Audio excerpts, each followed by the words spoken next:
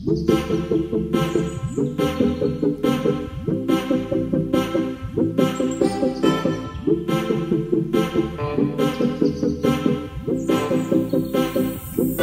বাড়িতেও কি এরকম দাগি ধরা বেশি পেকে যাওয়া কলা রয়েছে, যেটা ছোট বড় কেউই আর খেতে পছন্দ করছে না?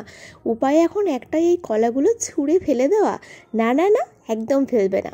এরকম দাগি ধরা একটু বেশি পেকে যাওয়া কলা দিয়েও যে একটা মজাদার রেসিপি তৈরি হয়, সেটাই আজকে আমি তোমাদেরকে দেখাবো। আজকে আমি বানাবো এই দাগি ধরে যাওয়া বেশি পেকে যাওয়া কলা দিয়ে সুন্দর একটা মিষ্টি মিষ্টি পকোড়ার রেসিপি। তো এরকম দাগি ধরা কলা যখন কেউ খেতে চায় না, ছোট বড় কেউই খায় না, কলাগুলো ফেলে দিতে হয়, তার আগে এরকম একটা রেসিপি দেখে নাও, এবং এরপর থেকে আমি শিওর তোমরা আর এরকম দাগি ধরা বেশি পেকে যাওয়া কলা একদম ফেলবে না। ঝটপট ঘরে থাকা খুবই সামান্য কিছু উপকরণ দিয়ে খুবই মিষ্টি মিষ্টি সুন্দর সুস্বাদু পকোড়া বানিয়ে সবাইকে কিন্তু এই কলাগুলো খাইয়ে দিতে পারবে। তো চলো তোমাদেরকে একটু দেখাই যে এই বেশি পেকে যাওয়া কলা দিয়ে কিভাবে পকোড়া বানাবে, আর তার জন্য লাগবে কি কি। যেহেতু এই পকোড়াগুলো আমি খুবই সামান্য উপকরণ দিয়ে, ঘরে থাকা উপকরণ দিয়ে বানাবো, সেই কারণে নিয়ে নিয়েছি ময়দা, সুজি, চিনি আর লবণ। এই পকোড়াটা বানানোর জন্য বাইরের থেকে কিন্তু আর তোমাকে কিচ্ছু কিনতে হবে না, ঘরে যেটা থাকবে সেটা দিয়েই তোমরা বানিয়ে নিতে পারবে। তো ঘরে ময়দা আর সুজি আর চিনি এগুলো কিন্তু থাকেই, তো সেই কারণে আমি এইটুকু দিয়েই বানাচ্ছি। এছাড়াও তো এর মধ্যে নারকেল কুচি, এলাচ কুচি আরও অনেক রকমের কিছু দেওয়া যায়, কিন্তু আমি তো বলেছি খুবই কম উপকরণ দিয়ে, ঘরে থাকা সামান্য জিনিস দিয়ে এই সুন্দর সুস্বাদু নরম নরম স্পঞ্জি পকোড়াটা বানাবো। তো তার জন্য প্রথমে কলাগুলো এক এক করে সব ছাড়িয়ে বাটির মধ্যে আমি নিয়ে নিচ্ছি।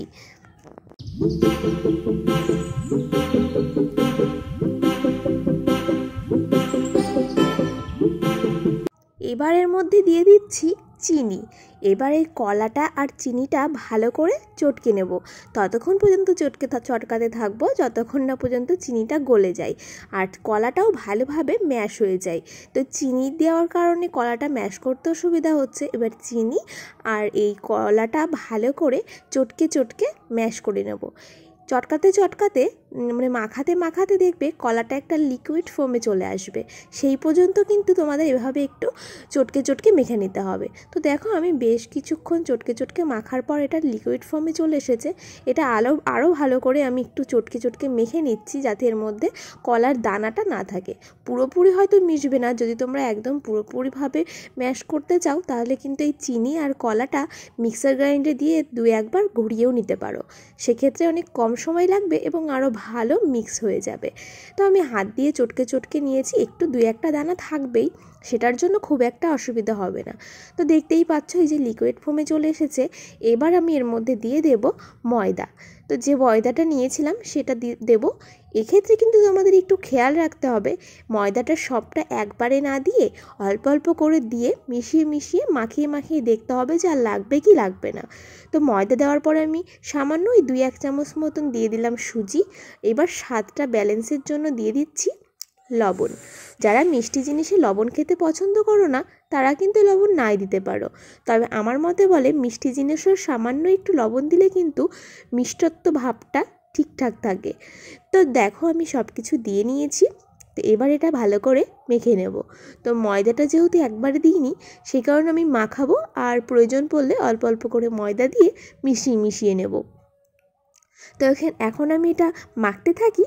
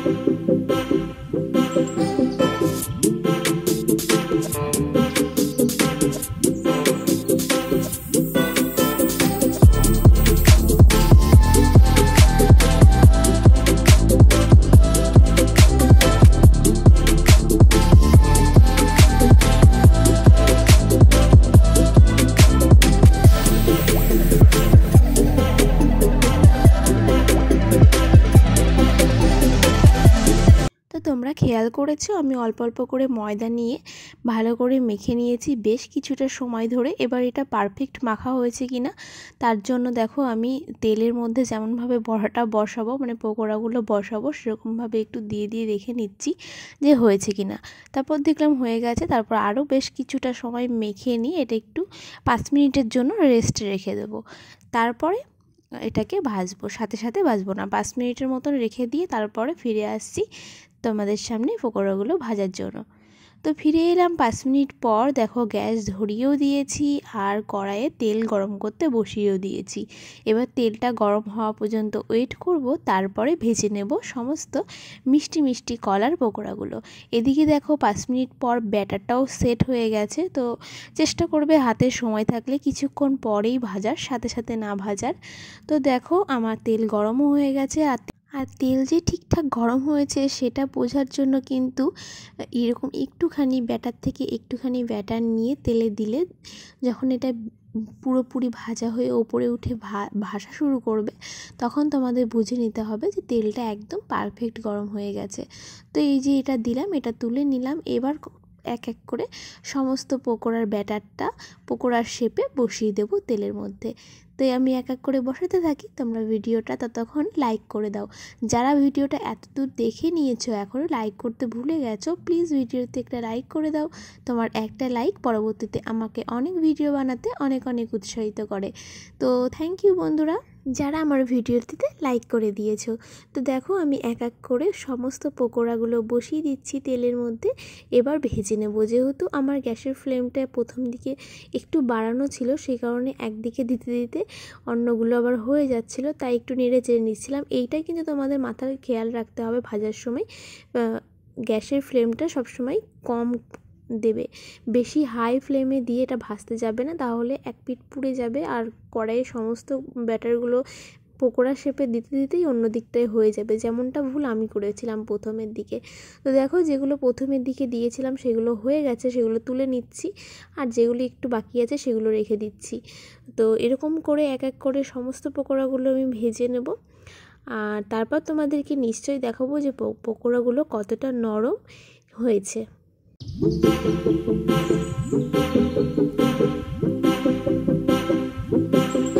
দ্বিতীয়বার যখন দেওয়া হয়েছিল পকোড়াগুলো তেলের মধ্যে ভাজার জন্য তখন কিন্তু আমি গ্যাসের ফ্লেমটা একদম কমিয়ে দিয়েছিলাম। তারপর সবগুলো এক এক করে দেওয়ার পর গ্যাসের ফ্লেমটা বাড়িয়েছিলাম।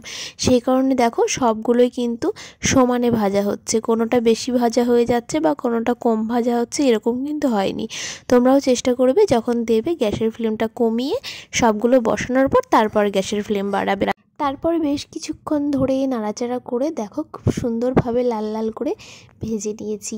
এরকম পর্যায়ে তুলে নিলে ওপরটা হবে মুচমুচে আর ভিতরটা হবে একদমই সফট। তো তোমাদেরকে দেখাই এবার যে বড়াগুলো ঠিক কেমন হয়েছে। আমার সমস্ত বড়াগুলো ভেজে নেওয়া কমপ্লিট। এই যে আমার আজকের কলার বড়া। তো চলো এবার তোমাদেরকে এই একটা বড়া ভেঙে দেখাই যে বড়াগুলো ভিতরে কতটা নরম হয়েছে। আর ওপরটা হাত দিয়ে তোমাদেরকে একটু বোঝানোর চেষ্টা করছি যে ওপরটা কেমন মুচমুচে হয়েছে আর ভিতরটা এই দেখো একদম নরম নরম। তো খেতেও কিন্তু খুব সুন্দর টেস্ট হয়েছিল। সেমন বেশি কিছুই উপকরণ দেওয়া হয়নি এই পকোড়াটার ভেতরে, ঘরে যা ছিল সামান্য কিছু সেটা দিয়েই তৈরি করে দেখালাম। খেতেও কিন্তু স্বাদ হয়েছিল। তোমরা চাইলে কিন্তু এরকম যে কলাগুলো ফেলে দেবে ভাবছো সেই কলাগুলো দিয়ে কিন্তু এরকম পকোড়া বানাতে পারো। আশা করছি ভালো লাগবে। আর আজকের ভিডিওটা যদি তোমাদের ভালো লেগে থাকে তাহলে অবশ্যই কিন্তু লাইক কমেন্ট করতে ভুলো না।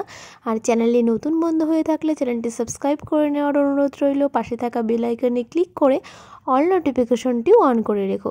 তো চলো বন্ধুরা আজকের মতন টাটা, সবাই ভালো থেকো, সুস্থ থেকো, বাই।